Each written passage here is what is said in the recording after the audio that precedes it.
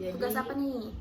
Di sini saya akan podcast ya sama mereka berdua untuk memenuhi tugas UAS tentang psikologi komunikasi dalam keluarga. Kayak gitu guys. Ada siapa? Ada Nama kamu dulu. oh iya, saya nama saya Aida Asna dari jurusan komunikasi. Terus ada teman saya Larissa Febrilia. Ada Anindya Devianti. Oke, masuk ke pertanyaan pertama ya guys.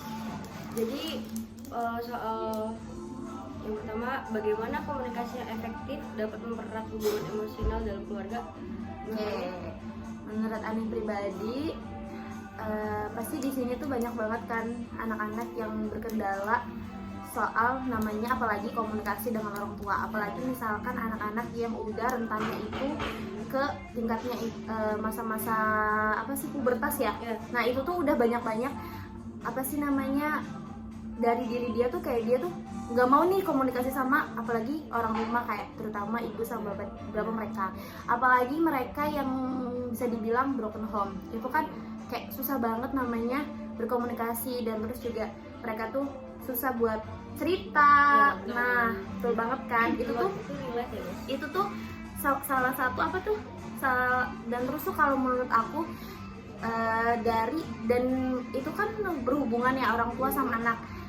Walaupun orang tua itu sebagai pondasi atau pedoman kita, tapi orang tua juga harus menurunkan egonya buat anaknya juga, kayak yang harus misalkan harus mempertanyakan nih, apalagi misalkan mereka tuh otomatis yang udah kenal nih anaknya tuh seperti apa, apalagi misalkan anaknya tuh yang introvert yang nggak bisa cerita nih kayak gitu, berarti kan orang tuanya sendiri yang harus menurunkan ego buat mempertanyakan, minimal deh harus diterapkan itu dari kecil kalau menurut aku ya, dari SD misalkan yang selalu ditanyain contoh kecil ya, nah ada kejadian apa aja di sekolahnya, terus di sekolah belajar apa, ketemu sama siapa aja, itu tuh salah satu meningkatkan anak sampai kapanpun tuh bakal cerita. Hal sekecil apapun, minimal kayak aku digigit semut, cerita gitu tuh, apalagi hal-hal yang menurut dia nggak bisa ngendaliin sendiri nih, dia otomatis kan butuh orang tua yang ini, dan terus juga orang tua tuh harus bisa nganu emosionalnya. Jadi misalkan menurut dia tuh jelek gini-gini, tapi dia tuh harus bisa untuk menerangkan nih, ngontrol ke anaknya dan ngasih tahu pemahaman yang sekiranya anak tuh harus ngerti, tapi dia tuh nangkep juga yang oh kayak gini tuh, menurut biar aku. tidak merasa dihakimi sama orang tuanya sendiri. Nah, biar misal anak nih cerita tuh ya ceritanya ke orang tua dulu, jangan ceritanya ke orang lain dulu tuh, karena kan kita pasti kan hidupnya kan sama orang tua, kan kita nggak Sampai mungkin ngobrol duluannya orang lain duluan yang tahu daripada orang tua. Jadi itu harus sangat diterapkan oleh seluruh orang tua di Indonesia. Iya, siap. biar anaknya tuh kayak ngerasa nyaman cerita sama dia, aman. ngerasa nggak ngerasa dihakimi, nggak ngerasa dijudge. Betul gitu guys. Oke, next question. Oke, sekarang lanjut ke pertanyaan kedua ya guys. Jadi apa dampak komunikasi buruk dalam keluarga dan bagaimana cara mengatasinya?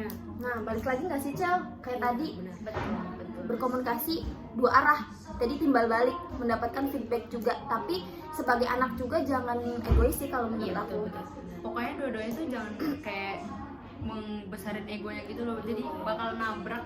Terus kalau udah kayak gitu kan ya pasti bakal berantem gak sih sama anak sama orang tua kan. Itu aneh banget kalau misal anak sama orang tua berantem egonya sama-sama tinggi. Itu sih kalau menurut aku. Dan terus juga kan kayak karena sampai kapanpun anak butuh orang tua, dan kebalikannya kan orang tua juga butuh anak di masa tuanya nanti. Jadi karena banyak juga sih ditemuin kayak di rumah sakit tuh apa sih namanya, mereka tuh kayak gak ditemenin sama anaknya, tapi ternyata tuh yang durhaka tuh bukan cuma anak, tapi orang tua juga bisa durhaka sama anaknya. Tapi itu kan tergantung persepsi masing-masing ya, kenapa mereka bisa seperti itu, bisa seperti ini. Karena kadang juga orang tua nggak bisa nipak juga kayak apa yang dia lakuin gitu tuh selama sama anaknya, yang bisa bikin mereka tuh sakit hati, bisa bikin mereka tuh kenapa bisa sampai berbuat seperti itu. Dan sebagai anak juga harus bisa kayak ya udah gini-gini juga orang tua harus bisa kayak gitu juga sebagai anaknya. Jadi ya itu sih harus diomongin sih. Jadi kayak sesakit apapun kita, sesedih apapun kita, lebih baik obrolin. Deep talk tuh nggak harus sama pacar, nggak sama temen nggak sih? Bener Kita banget. luangkan waktu untuk ngobrol Ya bersama. seharusnya yang paling benar ya kita ngobrol deep talk tuh sama Orang orang tua tua dulu. sendiri dulu. Kita nyari kenyamanan tuh Iya. sama orang tua dulu. Kan mereka yang tahu kita dari bayi, dari nyusu, dari perut sampai segede gini kan Benar. mereka pasti yang tahu kan. Betul. Kalau orang lain kan cuma tahu dari luar. Kalau misal orang lain bilang ngomong kalau orang tua tuh nggak tahu apa-apa tentang kita, padahal kitanya sendiri yang nggak mau cerita ke orang tua. Nah, nggak mau ngebuka diri ya. Iya, itu juga harus sebenarnya. Itu juga Kalau sama. misal seenggaknya kalau misal orang tuanya nggak bisa membuka komunikasi, Ya. anaknya harus ada kemauan buat buka komunikasi sama orang tua. Lagi itu kan orang tua sendiri, Betul. maksudnya kayak nggak usah malu, nggak usah gengsi, Sekeselnya segitu-gitu kita kan, ya. sekesel-keselnya, semarah-marahnya, sering dimarahin, sering diomelin kan, itu kan tentang Ada orang tua. titik-titik yang kita, orang tua kita kayak gitu. Walaupun misalkan kita udah nggak buka diri nih, tapi ternyata orang tua kita tuh nggak ngasih space atau celah untuk kita ini gitu kan. Ya berarti emang itu ya orang tuanya gitu yang harus yang harus dikasih tahu, belajarin. Jadi nggak semua belajar tuh, walaupun kita masih kecil, kayak dewasa tuh nggak mandang umur loh ternyata gitu. Next question. Jadi intinya mau seburuk apapun itu orang tua kita, ya balik lagi kita anaknya gitu. Oke, sekarang lanjut ya guys. Pertanyaan terakhir. Oke, pertanyaan ketiga. Sejauh mana teknologi dan media sosial mempengaruhi komunikasi keluarga? Sok dan jalan dulu sok. Ya. Kalau menurut saya itu sangat berpengaruh sekali, apalagi kalau misal udah di rumah. Oke. Itu kalau misal kita udah pegang HP masing-masing, buka HP masing-masing, itu kita nggak bakal ngobrol sama sekali. Orang tua cerita itu kadang kita kayak apaan sih, kayak Pulang gitu. masuk kamar lo ya. Pulang masuk kamar langsung scroll TikTok kan, itu kayak orang mah masuk rumah, salam, ngobrol dulu hari ini kayak gimana, kayak cerita Storytelling ya. Iya. Kalau misal lagi happy ya ngobrol, kalau misal lagi sedih ya ngobrol, kalau misal lagi ada masalah yang ngobrol, biar dicari solusi baik-baik. Jangan ngelampiasin ke sosial media, jangan marah-marah di sosial media, jangan umbar-umbar masalah di sosial media, jangan seneng-seneng di sosial media. Kita harus Seimbang lah ya. Kita harus kasih energi seneng, sedih, marahnya ke orang sekitar dulu. Ngobrol dulu biar dikasih solusi. Kalau nggak dapet solusi, kita forwarding ke media sosial. Oke. Walaupun mungkin banyak orang yang bilang sosial media bisa bikin happy gini. Itu kan cuma di sosial media. Media. Kalau aslinya kan kita tetap butuh orang, Iya. butuh teman ngobrol, butuh teman cari solusi.